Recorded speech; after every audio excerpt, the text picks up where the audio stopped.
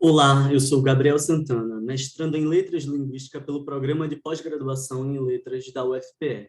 O estudo a seguir se intitula Desidentificações e Contra-Identificações do Movimento Brasil Livre, o MBL, com um projeto político bolsonarista. Vamos ao trabalho.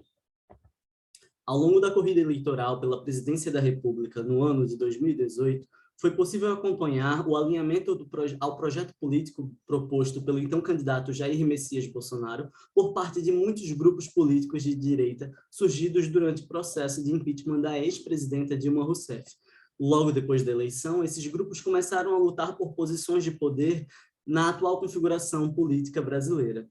Após alguns meses de governo, surgiram diferentes atritos na relação entre o governo Bolsonaro e tais grupos, e com isso uma consequente desidentificação e contra-identificação de alguns desses grupos com o modelo político apresentado pela formação discursiva bolsonarista.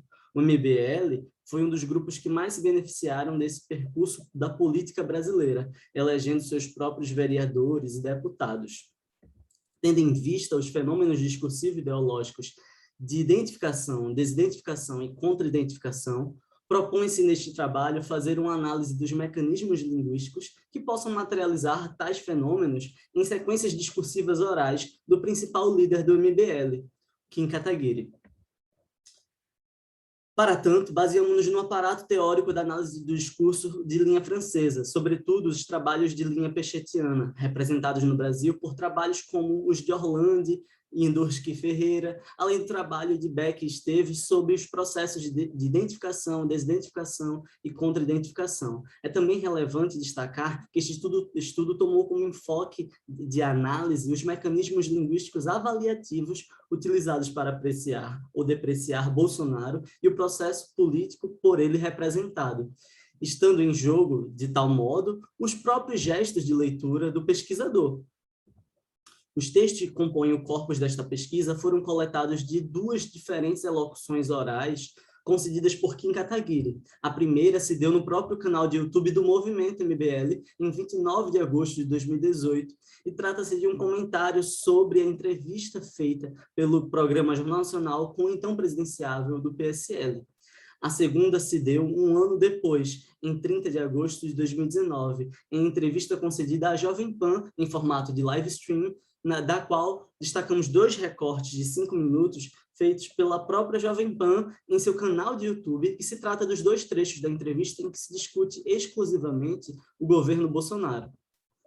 Durante o período eleitoral de 2018, nota-se na fala de Kataguiri, observando os excertos a seguir, um alinhamento tácito, uma identificação discursiva ideológica do MBL com o projeto político bolsonarista, como podemos analisar em nosso trabalho, especialmente nesses excertos que podemos ver aí.